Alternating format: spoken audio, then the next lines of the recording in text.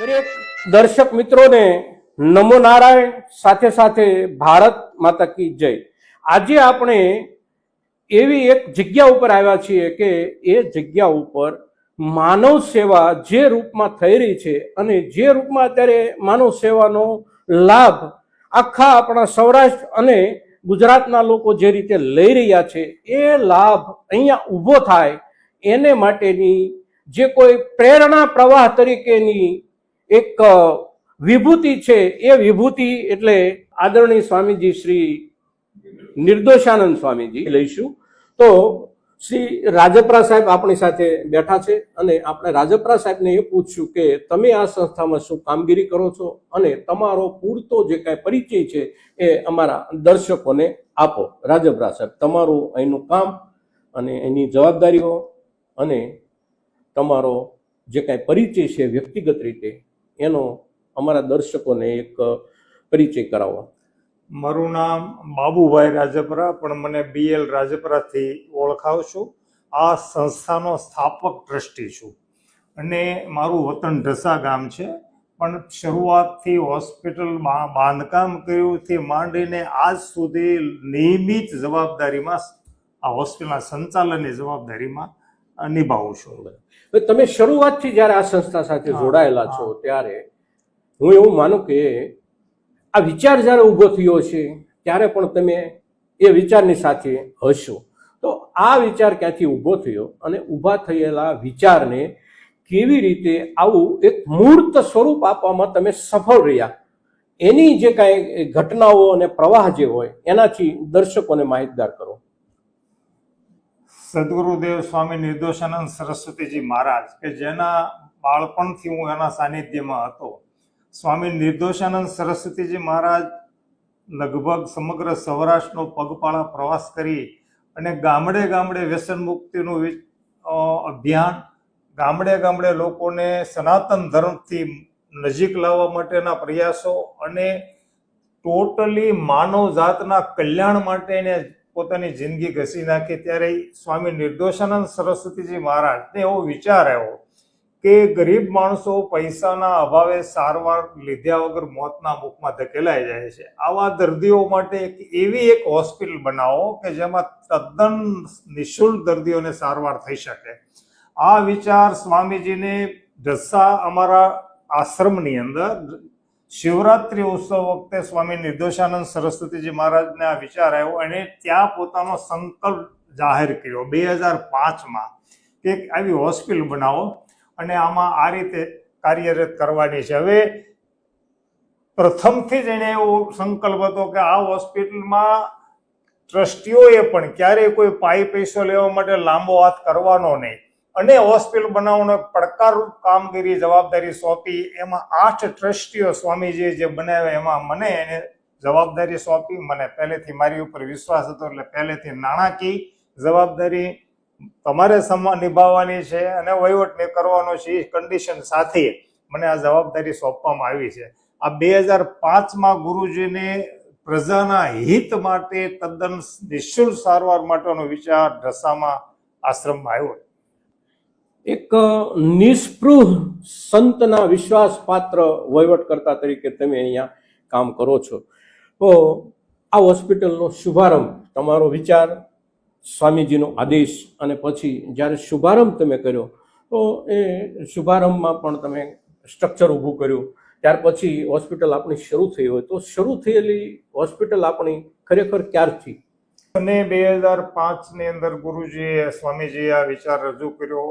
2005માં સ્વામી નિર્દોષાનંદ માનવ સેવા ટ્રસ્ટ નામનું ટ્રસ્ટ બનાવવામાં આવ્યું, રજીસ્ટ્રેશન કરવામાં આવ્યું।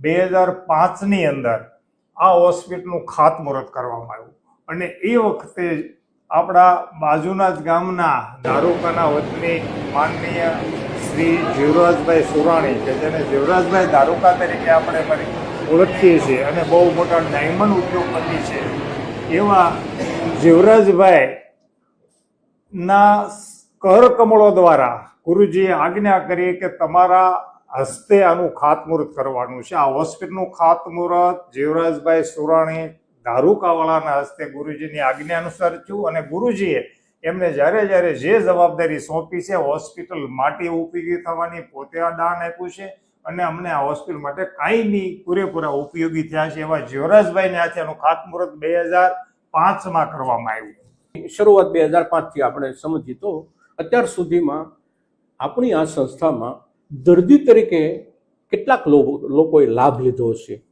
2011 ની અંદર આ હોસ્પિટલ કાર્યરત થઈ. બરાબર. કારણ કે આપણી પાસે પૈસા નહોતા. ગુરુજી અમને ટ્રસ્ટીઓને બંધનમાં લઈ લીધા હતા. કોઈ પાસે દાન માટે લાંબો હાથ કરવાનો નહીં અને તમારે હોસ્પિટલ ઊભી કરવાની છે. એક અમારા ટ્રસ્ટીઓ માટે પડકારરૂપ કામ હતું.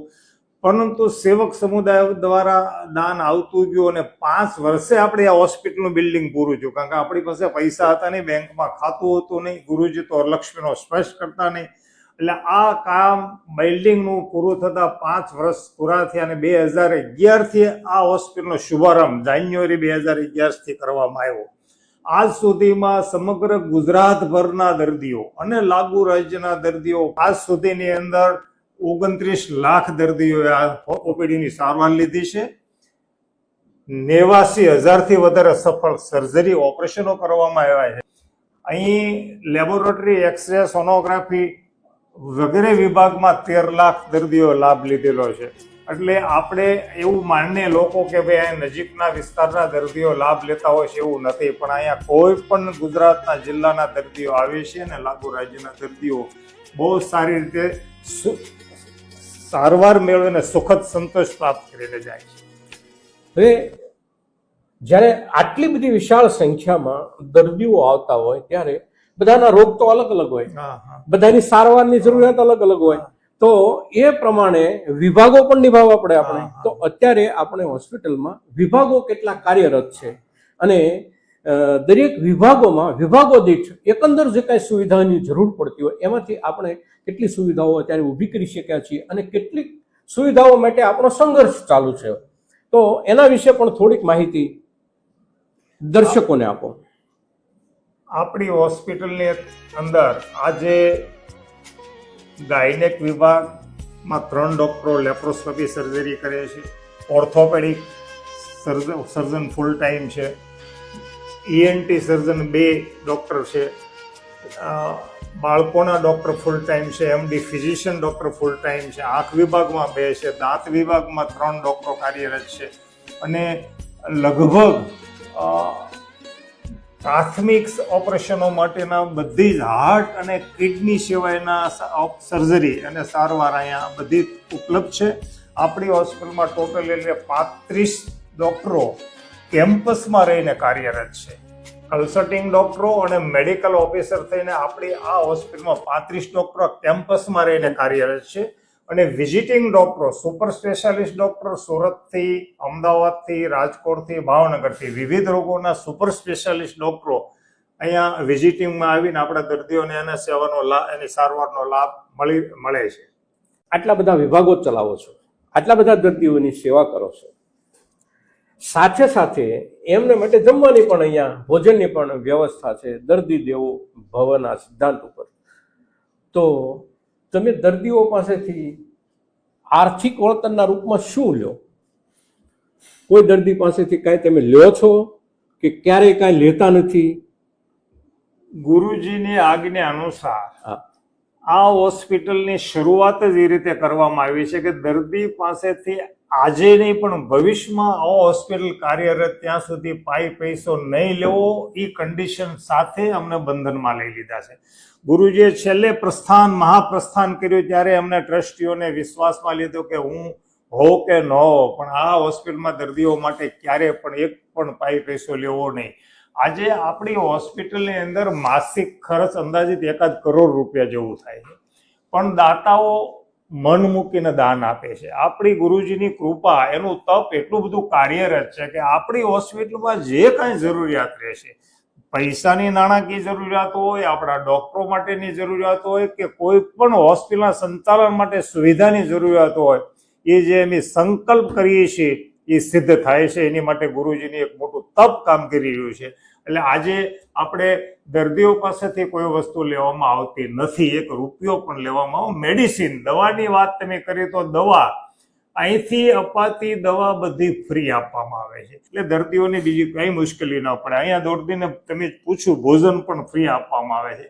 એટલે તમામ સુવિધા દર્દી પાસેથી કાંઈ અપેક્ષા, દર્દી પાસે આ માટે આટલી મોટી મોટી સારવાર 2-3 લાખ રૂપિયાની સર્જરી અહીંયા ફ્રી કરવામાં આવે છે. દર્દી પાસેથી માટે કેશ કાઉન્ટર આ હોસ્પિટલમાં નથી. કેસ લખવાનું કાઉન્ટર છે પણ કેશ લેવાનું કાઉન્ટર નથી.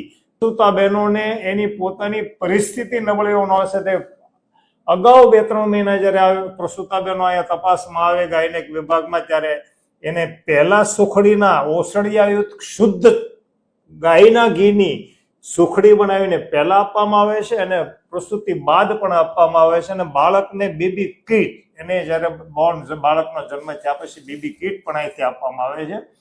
ગૌશાળા અહીંયા કાર્યરત છે આપણી ગુરુજીની કૃપાથી, અને ગૌશાળાની અંદર દેશી ગાયો દ્વારા આપણે જે દૂધ ઘણું થાય છે એ આપણા ભોજનાલયની અંદર વાપરવામાં આવે છે. પણ પહેલા દાખલ દર્દીઓને, જે દાખલ દર્દીઓ છે એને શુદ્ધ ગાયનું દૂધ આપવાનું વધે એ આપણે ભોજનાલયમાં એનો ઉપયોગ કરીએ છીએ. એમ્બ્યુલન્સ રાહત દરે, એમ્બ્યુલન્સ એની તદ્દન નિઃશુલ્ક નથી ચલાવી શકતા કારણ કે એનો ખોટો ગેરઉપયોગ થાય. એટલે એમ્બ્યુલન્સ એકદમ આપણી પાસે 7 એમ્બ્યુલન્સ છે. 7 એમ્બ્યુલન્સ દૂર સુધી જવો હોય, ગમે એટલા દર્દીને દાખલ થયા પછી, સર્જરી થયા પછી પોતાના વતનમાં ગમે ત્યાં જવું હોય તો એને એકદમ રાહત દરે એમ્બ્યુલન્સ સુવિધા કાર્યરત છે. સરસ. એક તો મારે જે સવાલ તમને કરવાનો થતો હતો એનો જવાબ તમારા આ વિવરણમાંથી મળી ગયો કે તમે ગાયના ઘીમાંથી પ્રસૂતા બહેનોને ખોરાક પૂરો પાડવાની વાત કરી, એટલે મને એવું થયું કે ગાયનું ઘી શુદ્ધ ક્યાંથી લેવું, તો એની પણ વ્યવસ્થા સંસ્થામાં છે. તો ગૌશાળા ચલાવી છે આપણે, બરાબર છે. તો ગૌશાળા પણ ચાલતી હોય અને જરૂરિયાતવાળા દર્દીઓની આટલી બધી સગવડો જ્યારે હચવાતી હોય ત્યારે એક સવાલ સૌથી મોટો એ કે આ સંસ્થા ચલાવવા માટે ટ્રસ્ટીઓની સંખ્યા કેટલી, અને ચલાવનારા તરીકે, કારણ કે આ બધું જે ચલાવવાનું છે એ તો નિયમિત હાજરીની જરૂરિયાત હોય છે, અને એટલી બધી નિયમિત હાજરીની જરૂરિયાત હોય છે કે ક્યાંય ચૂક પડે તો બહુ મોટો ફરક આવી જાય, કારણ કે આરોગ્ય માટેની વ્યવસ્થા છે. તો ટ્રસ્ટીનું જે મંડળ છે એનો ખરેખર એનો આંકડો કેટલો, અહીંયા કામ કરતા લોકો ખરેખર એમાંથી કેટલા? આપણા ટ્રસ્ટી મંડળની અંદર જ્યારે શરૂઆત ગુરુજીએ આ સ્થાપના કરી ત્યારે 8 જ ટ્રસ્ટીઓ હતા. પછી જ્યારે હોસ્પિટલનું ઉદ્ઘાટન કરવાનો સમય આવ્યો, ગુરુજીએ જ્યારે એમ કીધું કે આપણે હોસ્પિટલ શરૂ કરી અને કંઈક 5-10 રૂપિયા કેસ કાઢવા માટે લઈ, ત્યારે ગુરુજીએ વાત કરી કે ભાઈ પૈસાની તમે વાત કરોમાં. ત્યારે એમ કીધું, મિટિંગ કરી, કીધું ગુરુજી આપણી પાસે આ બિલ્ડિંગ બન્યું એનો 50 લાખ જેટલું તો કરજ બોજો છે લોખંડવાળાને, સિમેન્ટવાળાને, કોન્ટ્રાક્ટરને આપવા માટે. આપણે હોસ્પિટલ શરૂ કરી અને 1 પણ રૂપિયો કેસ કાઢવાનો નહીં લઈએ તો આપણું હોસ્પિટલનું સંચાલન કેમ કરશું? પણ ગુરુજીએ એક જ વાત કરી, તમે ભગવાન માથે ભરોસો રાખો, બધુંય થઈ રહેશે. પણ આપણે તો માનવ છે એટલે આપણે ડગમગી જાય. પરંતુ ગુરુજીએ જ્યારે એવી વાત કરી કે તમે ભગવાન માથે ભરોસો રાખો, બધું જ થઈ છે, પરંતુ અમને એમ થયું કે હવે આપણે કોઈક સારા મોટા ટ્રસ્ટીઓ, અત્યારે અમારા ત્યારે 8 ટ્રસ્ટીઓ હતા, પણ મોટા આપણા આ વિસ્તારના, ખાસ તો ભાવનગર જિલ્લાના ડાયમંડ ઉદ્યોગપતિઓ, સૌથી પહેલા સુરતની અંદર જવાવાળા ભાવનગર જિલ્લા હતા, એમાં અહીંથી એ વખતે એની શરૂઆતને ઉદ્ઘાટન પહેલા ભાઈ જીવરાજભાઈ ધારુકા સાહેબ તો પહેલેથી અમારી સાથે ટ્રસ્ટમાં હતા. પછી ખીમજીભાઈ દેવાણી જે ચમાડીના બહુ મોટા ડાયમંડ ઉદ્યોગપતિ, દિયાળજીભાઈ વાઘાણી કપૂ જેમ્સ, અને કેશુભાઈ ગોટી ગ્લોસ્ટાર રળિયાદવાળા, આ મોટા ટ્રસ્ટીઓને મેં સામેલ કર્યા. અને એના દ્વારા ઉદ્ઘાટન પહેલા સુરત સ્થિત બધા ભાવનગર જિલ્લાના અને અમરેલીને, ખાસ તો સૌરાષ્ટ્રના સુરત વસતા મોટા એની રેન્જના બધા ઉદ્યોગપતિઓને અને અહીંયા આમંત્રણ આપ્યું. અને એ હોસ્પિટલનું ઉદ્ઘાટન વખતે આ બધા, એટલે ત્યારે અમારી સંખ્યા 8માંથી એમની 18-19 કરવામાં આવી. એટલે ટોટલી અમારી આજને દિવસે 19 ટ્રસ્ટીઓ, એક હતા 21 પણ એમાં 2 એક્સપાયર થઈ ગયા હતા, જે 19 ટ્રસ્ટીઓ કઈ હયાત છે. એમાંના અમે 4 ટ્રસ્ટીઓ, હું BL રાજપરા, પછી જગદીશભાઈ ભીંગરાડિયા કે જેને આપણે રસિકભાઈ ભીંગરાડિયા તરીકે, આ વિસ્તારના એક રાજકીય સામાજિક અગ્રણી તરીકે વર્ષોથી ભાવનગર જિલ્લામાં જેનું નામ છે રસિકભાઈ ભીંગરાડિયા ટ્રસ્ટી તરીકે છે, અને અત્યારે એ મંત્રી તરીકેની જવાબદારી. અમારે દર 2 વર્ષે પ્રમુખ, મંત્રી, ઉપપ્રમુખ અને ખજાનચીના હોદ્દા ફરતા હોય છે. અત્યારે અમારા પ્રમુખ તરીકે હીરાભાઈ ગાંગાણી કે જે સુરત સ્થિત છે, અને એ અત્યારે પ્રમુખ તરીકે છે. પણ કાર્ય અહીંયા વ્યવસ્થામાં 4 વ્યક્તિઓ, BL રાજપરા, હું, જગદીશભાઈ ભીંગરાડિયા, લવજીભાઈ નાકરાણી ટીંબીના અને પરેશભાઈ ડોડિયા ટીંબીના, આ 4 ટ્રસ્ટીઓ સતત દી ઉગે ને કોઈ દિવસ કોઈ કારણસર બહાર જવાનો છે તો જુદી વાત, બાકી દરરોજ આ હોસ્પિટલના સંચાલન માટેની જવાબદારી નિભાવી રહ્યા છે. ગુરુજીની આજ્ઞાથી, એની આજ્ઞા કરી હતી કે બધું મૂકીને આ જવાબદારી સંભાળો. એટલે 4 જણા અવળું મોટું કામ લેવું હોય, ટ્રસ્ટીઓ બધાય તન મન ધનથી અહીંયા બધા અમારા હયાત બધા ટ્રસ્ટીઓ દાન લાવી આપે છે ને દાન આપે છે. પરંતુ મોટા બિઝનેસમેનો અહીંયા આવી ન શકે. દરરોજ મીટિંગ હોય ત્યારે બધા જ્યારે જરૂર પડે ત્યારે કહેવાય ત્યારે બધા આવે, પણ વહીવટમાં અમે 4 જણા સતત અહીંયા હાજર હોઈએ છીએ. આવડું મોટું સંચાલન કરવું એ નાની બાબત નથી. હું એવું માનું છું કે દરેક મોટા બિઝનેસનો વહીવટ કરવો સરળ ગણાય, પણ એક માનવજાત સાથે જ્યારે હોસ્પિટલનો વહીવટ કરવો ને એ બહુ અઘરું કામ છે. એ એક ગુરુજીની કૃપાથી અમે એમાં નિમિત્ત બન્યા છીએ, દાતાઓ નિમિત્ત બન્યા છે. આજુબાજુના ગામના લોકો જે શક્ય હોય એ રીતે મદદ કરવા, કોઈ શ્રમથી મદદ, તન મન ધનથી અહીંયા જોડાયેલા છે. સેવક વર્ગ ગુરુજીનો બહુ મોટો છે, ગામડે ગામડે. એ બધા જે શક્ય હોય એ પણ મદદ કરે. ત્યારે આપણી આ હોસ્પિટલ બહુ સરસ રીતે આજે ગુજરાતની પ્રથમ તદ્દન નિઃશુલ્ક હોસ્પિટલ તરીકે આ શરૂઆત થયેલી છે. તો રાજપરા સાહેબ, તમે ટ્રસ્ટીઓની સંખ્યાની વાત કરી, સાથે સાથે 1-2 ટ્રસ્ટીઓ જે વધારે પડતા સક્રિય હોય એમની પણ વાત કરી, પણ બીજા પણ કેટલાક વધારે સક્રિય સભ્યો હશે કે જેને તમે અત્યારે યાદ કરી શકો કે ભાઈ જે તમારા ટ્રસ્ટી મંડળમાં છે એમાંથી ખૂબ નજીકથી અને બહુ કાળજીથી કામ કરતા હોય એવા બીજા ટ્રસ્ટીઓ કોણ કોણ છે? ધનસુખભાઈ દેવાણી કે જે રાણસીકીના વતની છે ને, એ પણ ગુરુજીના ખોળામાં રમેલા. એ બાળપણથી એના સાનિધ્યમાં ધનસુખભાઈ દેવાણી આપણા પૂર્વ પ્રમુખ તરીકે રહી ચૂક્યા છે. ખીમજીભાઈ દેવાણી પણ પ્રમુખ તરીકે રહી ચૂક્યા છે. દિયાળજીભાઈ વાઘાણી પણ પ્રમુખ તરીકે રહી ચૂક્યા છે. અને જીવરાજભાઈ તો અધ્યક્ષ તરીકે શરૂઆતમાં હતા. એટલે એમાં ધનસુખભાઈ દેવાણી પ્રતિ માસ આપણને 1.25 લાખ રૂપિયા તો આપે છે શરૂઆતથી, એટલા વર્ષથી. પણ ઉપરાંત એને જે આપણું ભોજનાલય બનાવ્યું લગભગ 4 કરોડના ખર્ચે, એ પોતાના સ્વખર્ચે બનાવી અને આપણને કમ્પ્લીટ તૈયાર કરીને સુપ્રત કરી દીધું. એવું ધનસુખભાઈ દેવાણી આ હોસ્પિટલને આજને દિવસે, પોતે બહુ ગવર્મેન્ટ મોટા કોન્ટ્રાક્ટર છે, એટલે આ બિલ્ડિંગો જે આપણે બને છે ને એમાં અમારે કાંઈ ચિંતા નથી રહેતી. ટોટલી મટીરિયલ, લોખંડ, સિમેન્ટ કે કોઈ પણ કોન્ટ્રાક્ટરોની જરૂર પડે એ બધી જ સુવિધા એ ઊભી કરી દે છે. અહીંયા આપણા ગ્રામ્ય વિસ્તારમાં મોટા કોન્ટ્રાક્ટરોને કામ કરવા વાળો કોઈ મળતા નથી, જ્યારે એ બધી ટીમ ધનસુખભાઈ એ અમદાવાદથી એનો શાંતિ કન્સ્ટ્રક્શન ગુજરાત પ્રાઇવેટ લિમિટેડમાંથી મોકલીને આપણને આ સુવિધા. ખાસ તો ખીમજી દાદા દેવાણી કે શરૂઆતમાં તો એને એ પણ પ્રતિ માસ 1 લાખ રૂપિયા તો આપે છે, પણ શરૂઆતના 5 વર્ષ તો 5 વર્ષ સુધી પ્રતિ માસ 5-5 લાખ રૂપિયા ખીમજીભાઈ દેવાણીએ આપેલા. એવું જ દિયાળજીભાઈ વાઘાણીએ ઘણા વર્ષો સુધી પ્રતિ માસ લાખ રૂપિયા આપેલા. કેશુભાઈ કોટીએ આપેલા. ડોક્ટર નટુભાઈ રાજપરા આજીવન અત્યારે એના પ્રતિ માસ 1-1 લાખ રૂપિયા. આ ટ્રસ્ટીઓની વાત કરું છું. આ ટ્રસ્ટી છે અને દાતા છે. દાતા તો પુષ્કળ છે અત્યારે, પરંતુ આ બધા શરૂઆતમાં તો આ ખીમજીભાઈ, દિયાળજીભાઈ ને કેશુભાઈ કોટી મારફત અને ધનસુખભાઈ મારફત 1-1 લાખ રૂપિયા પ્રતિ માસના એવા 35-40 દાતાઓ મળ્યા હતા અમને, કે જે પ્રતિ માસ 1-1 લાખ રૂપિયા આપે, કોઈ 5 વર્ષ સુધી, કોઈ આજીવન. એ નાણાકીય જયારે સુવિધા ઊભી થઈ ત્યારે મેં આ હોસ્પિટલની કામ, અમારી મૂંઝવણ અને આ ખરેખર જે સફળતા પાછળનું નાણાકીય, આમાં બેવાનું છે.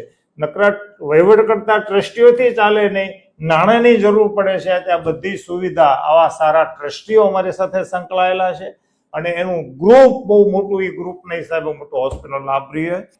હવે દર્દીઓની સંખ્યા ઘણી હોય, વિભાગો ઘણા બધા હોય, પણ એનું સંચાલન કરવા માટે સ્ટાફ બહુ અગત્યનો હોય. તો સ્ટાફ તરફથી સંસ્થાનો અનુભવ કેવો, અને તમને જ્યારે તમે સ્ટાફની પાસેથી કામ લ્યો છો ત્યારે સ્ટાફની માનસિકતા તમને કેવી દેખાય છે? સેવાની ભાવનાની સાથે કેટલો સ્ટાફ કામ કરે છે, કેટલાકની સાથે તમારે કેટલો સંઘર્ષ કરવો પડે છે કામ લેવા માટે, સાથે સાથે અત્યારે એકંદર આપણી પાસે સ્ટાફ કેટલો છે, એના વિશે પણ થોડીક માહિતી દર્શકોને આપો. આપણી હોસ્પિટલમાં આજે એટલી વિભાગો કાર્યરત હોય, એટલા દર્દીઓ દરરોજના 1200-1500 સુધી દર્દીઓની ઓપીડી હોય અને એટલા ઓપરેશન હોય, ત્યારે આપણે સ્ટાફની પૂરી જરૂરિયાત. આપણે આપણી હોસ્પિટલમાં અત્યારે 200 જેટલા કર્મયોગી, એમ કર્મચારી નથી કહેતા, ગુરુજીએ કર્મયોગી, અહીંયા ભલે સવેતન કામ કરતા હોય, સેવા આપતા હોય છે, પણ કર્મયોગી તરીકે આપણે 200 કર્મયોગી, જ્યારે ડોક્ટરો, medical officer, nursing, laboratory, x-ray, sonography વિભાગ, રસોડા વિભાગ અને સફાઈ કામદારો મળીને લગભગ 200 કર્મયોગી કાર્યરત છે. અમને બહુ સારો અનુભવ, ગુરુજીએ પહેલેથી કીધેલું છે કે દર્દીને દેવ તરીકે સ્વીકારો, દર્દી દેવો ભવ, જીવ સેવા ઇઝ શિવ સેવા. એ ગુરુજીના સિદ્ધાંતને, એના નિયમને ધ્યાને રાખીને અમારા બધા જ ડોક્ટર મિત્રો, તમામ વિભાગના સ્ટાફ, અમારા મેનેજમેન્ટ સ્ટાફની અંદર, ઓફિસની અંદર 4 થી 5 વહીવટ કરતા છે, પ્રશાંત પંડ્યા એડમિટ અને એની નીચે પણ બધાએ બહુ નિષ્ઠાપૂર્વક ડોક્ટરો કામ કરે છે અને અમારા દરેક કર્મચારીઓ ખરેખર નિષ્ઠાપૂર્વક કામ કરે. એનું અમે ક્યારેય એની ઉપર કોઈ આંગળી સીધી નહીં કે એવું આજ સુધીનું વ્યવસ્થિત રીતે સંચાલન કરી રહ્યા છે. અને અમને તો ગૌરવ એ વાતનું છે કે ડોક્ટરો આવડા મોટા મેજર ઓપરેશનો જે પ્રાઇવેટની અંદર 5-5 લાખ રૂપિયા કીધા હોય એવા મોટા ઓપરેશનો અહીંયા કરે, ત્યારે ડોક્ટરો, અમારા સર્જક, દરેક વિભાગના સર્જિકલ ડોક્ટરો એમ કહે છે કે અમે ગુરુજીનું નામ લઈ અને ત્રંબકનો જપ સ્મરણ કરી અને ઓપરેશનો કરીએ છીએ. આ ઓપરેશનો બધા સફળ થાય છે.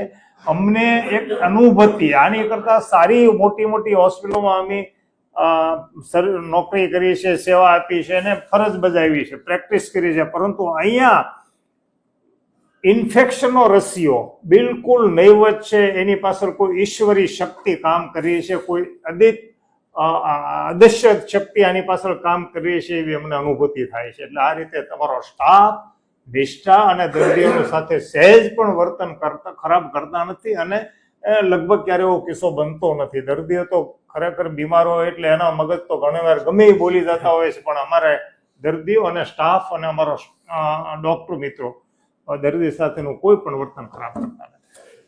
હવે અત્યારે અહીં સુધી આપણે પહોંચ્યા.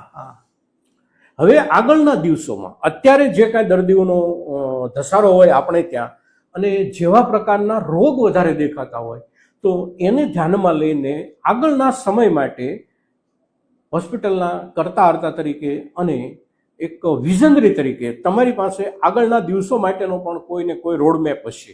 તો નવા વિભાગો શરૂ કરવાની જરૂરિયાતો હોય અને એમાંથી કેટલા તમે નજીકમાં શરૂ કરી શકો એમ હો, શેને માટે સંઘર્ષ કરવો પડે એમ હોય? કારણ કે આ બધું ચલાવવું છે તો ઘણી વખત મારી જાણ પ્રમાણે હોસ્પિટલમાં ક્યારેક તંત્ર સાથે પણ આપણે જોડાવવું પડતું હોય, એની કેટલીક પરમિશન લેવાની થતી હોય, આવું બધું રહેતું હોય. તો એમાં આગળના દિવસોમાં નવા રોડમેપ પ્રમાણે જરૂરિયાત કેવી અને એમાં નવું શું શું કરી શકશો તમે, અને કેટલા સમય દરમિયાન વિશેષ સુવિધાઓ દર્દીઓને આપી શકો એવું તમને લાગતું હોય એવું? આપણી હોસ્પિટલમાં મેં તમને જે વાત કરી એટલા વિભાગો અત્યારે કાર્યરત સૌ સુવ્યવસ્થિત રીતે છે, પરંતુ આપણી આ બિલ્ડિંગ જ્યારે ઊભું હોસ્પિટલ કર્યું ત્યારે આપણને એમ લાગતું હતું આ બિલ્ડિંગ બહુ મોટું થશે. આજે આ હોસ્પિટલની અંદર આપણે ઊભા રહેવાની જગ્યા નથી દર્દીઓને, એટલું કન્જેસ્ટેડ. આપણે નવા વિભાગો શરૂ કરવો હોય તો આમાં કરી શકીએ નહીં, એટલા માટે બાજુમાં હોસ્પિટલ લાગુ જ એક જ બિલ્ડિંગ થઈ જાય એવું નવું 7 માળનું બિલ્ડિંગ ઊભું થઈ રહ્યું છે બાજુમાં. એ બિલ્ડિંગની અંદર આપણે નવા કિડની વિભાગ, ડાયાલિસિસ સેન્ટર, અહીંથી ગાયનેક વિભાગ ત્યાં સુવ્યવસ્થિત ત્યાં ટ્રાન્સફર કરશું, બાળકોનો વિભાગ ત્યાં આવી જશે, ભવિષ્યની અંદર કેન્સર વિભાગ કરવાની અમારી ઓપો વિભાગ, એથી આગળ જઈ અને જો કોઈ કાર્ડિયાક વિભાગ મળે ડૉક્ટર હાર્ટના માટે તો અમે કેથલેબ એટલે હૃદય હાર્ટની સર્જરી સારવાર થાય, કિડનીની સારવાર થાય એવા વિભાગો શરૂ કરવા માટે એની બાજુમાં નવું બિલ્ડિંગ 1 વર્ષની અંદર પૂરું થઈ જશે. અહીં આ બધા જ વિભાગોમાં અમારા ડૉક્ટર નટુભાઈ રાજપરા છે કે જે અમેરિકા અને આજથી 14 વર્ષથી અહીંયા 6 મહિના અહીંયા રહે છે ને 6 મહિના અમેરિકા રહીને એવા મોટા ડૉક્ટરના નેતૃત્વમાં અને એ પોતે કેટલું દાન આપે છે અને આપને લાખો રૂપિયા દાન અમેરિકાથી લાવી આપ્યું છે. એ ડૉક્ટર નટુભાઈના નેતૃત્વમાં આ નવા વિભાગો શરૂ અમે કરવા જઈ રહ્યા છીએ.